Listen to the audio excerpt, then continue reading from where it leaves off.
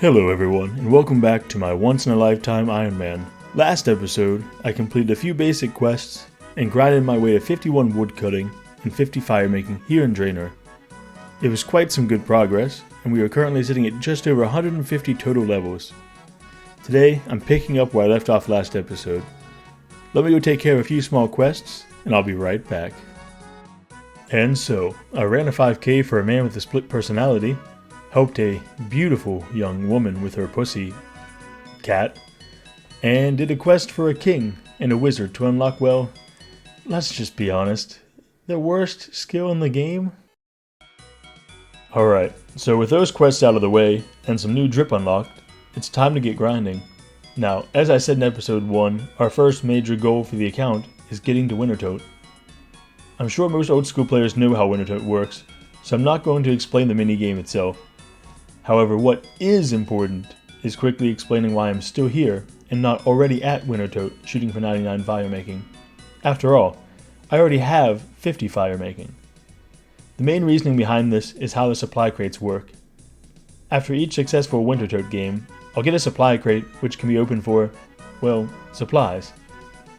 The supplies are random, but heavily influenced by certain skills. These skills are as follows: crafting, fletching, mining, woodcutting, farming, and herb lore. Having higher levels in these skills means better rewards overall. Going in at level 1 will dramatically decrease the value of my rewards. Now, to be fair, you can save the crates until you level the skills up and open them later. However, I have a different plan, which I'll talk about when we finally get to Wintertodt.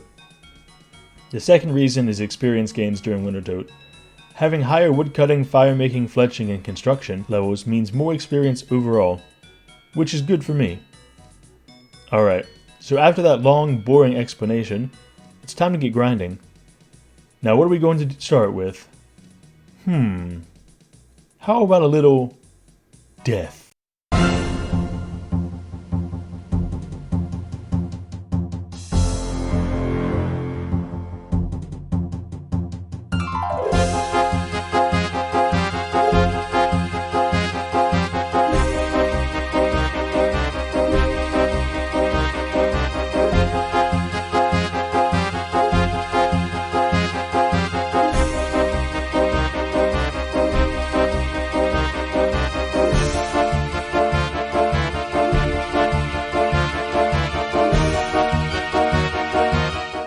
Narrator Grayson here, and yes, that is me prayer flicking cows.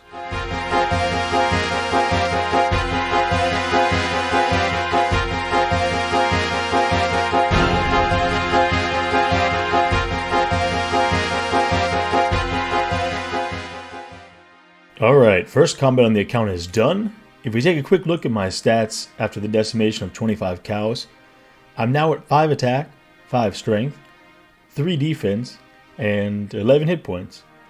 Nearly level 8 combat as well. So let's talk about the next bit of grinding on the schedule. If we take a quick look in the bank, I have 22 cowhides in my inventory to tan and turn into leather shoes. That should get us exactly level 10 crafting. After that, we'll be using the lamps from Client of Corinne to reach level 10 fletching, and then take all of these logs to turn them into arrow shafts. Per my rules, I can no longer cut down regular oak and willow trees. When I started planning this account out, I made sure to crunch numbers on different log amounts so that I can get the most fletching without hating myself for grinding more wood cutting on the lower level trees before switching to the next tier. The long-term goal here is to make enough arrows to last basically the rest of the account, so let's get started.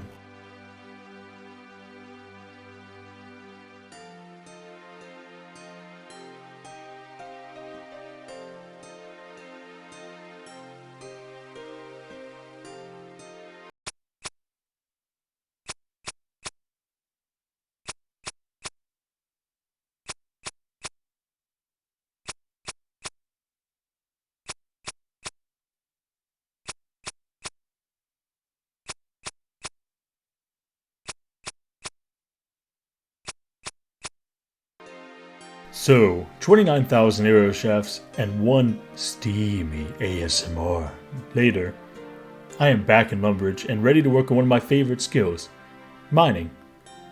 Not 100% sure why I love such a monotonous skill so much. It's probably just a combination of nostalgia from always trying to get into the mining guild as a kid, as well as my love for Minecraft. But it is what it is, and I love the skill. So we are going to head to the mine south of Lumby here, and start collecting some copper and tin ores. The goal is 25 mining. Now, before we get started though, there is one last little thing to do. You see, down in my inventory here I have this book of knowledge, and to make some inventory space, I've thought about it for a bit. I think the best option is to put this book on Slayer. So, there we go. Alright, let's get grinding. Okay, well, low-level mining do be hard though.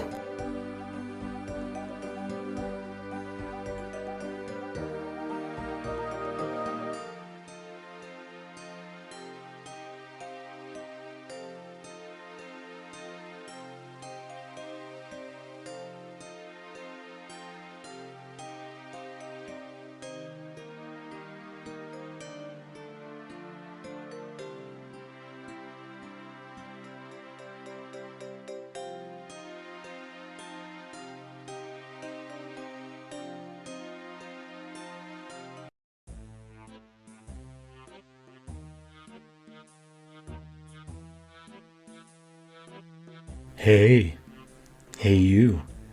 You've sure got some nice pants. And oh my, what's this in your pocket?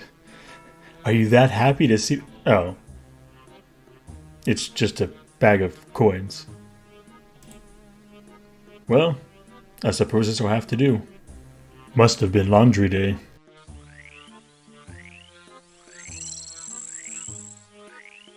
With 225 copper and tin collected, it's time to focus on the last skill grind for now. By the end of next episode, I want to be standing in front of the Wintertodt and ready to go. And in order to do that, I'll need a few supplies for questing. And I'll need money to get these supplies for questing. So, I'm going to stand here and pickpocket this unfortunate man for quite some time until I have enough money to accomplish everything I need in next episode. And then we'll meet back up and see where we stand.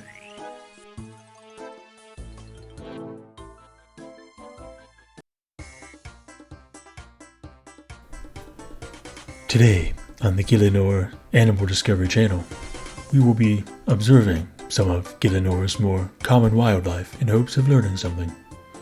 Here is the Carindian grizzly bear in its natural habitat. It seems to be a mother grizzly bear, along with 2 of its cubs. Grizzlies are quite the ferocious animals, and people, as well as the wildlife of Carind, know to avoid them at all costs. Let's watch as the family of grizzly bears go about their day. Oh, what do we have here? A man is attacking Mama Grizzly, risking his life with a slim chance of surviving. Clearly, he is an idiot. He's also very bad at attacking with that axe. He has no chance whatsoever of defeating the Mama Grizzly, and he should be... Oh no! He's done it. What's this? I'm getting word that the giant rats are under attack as well. Another attack by this evil man. Hurry, check the chickens.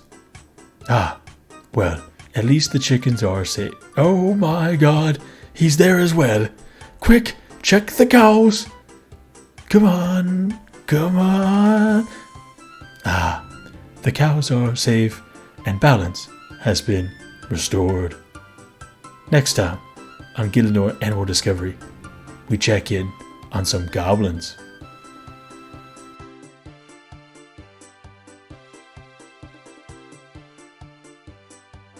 And so, I gave some exotic meats to some rather interesting looking gentlemen who were really only concerned about their various strains of herbs. And so, after a bit of grinding and questing, we are wrapping up this episode with 200 and nice number total levels. Wow, I was going to use this the layup on Slayer before finishing up and reached level 10 Slayer, but wow. Yeah, I think I'll save this for episode 3. Now, there was a ton of good progress in this episode. We reached 26 thieving, 25 mining, 28 fletching, some crafting, and finally did some combat.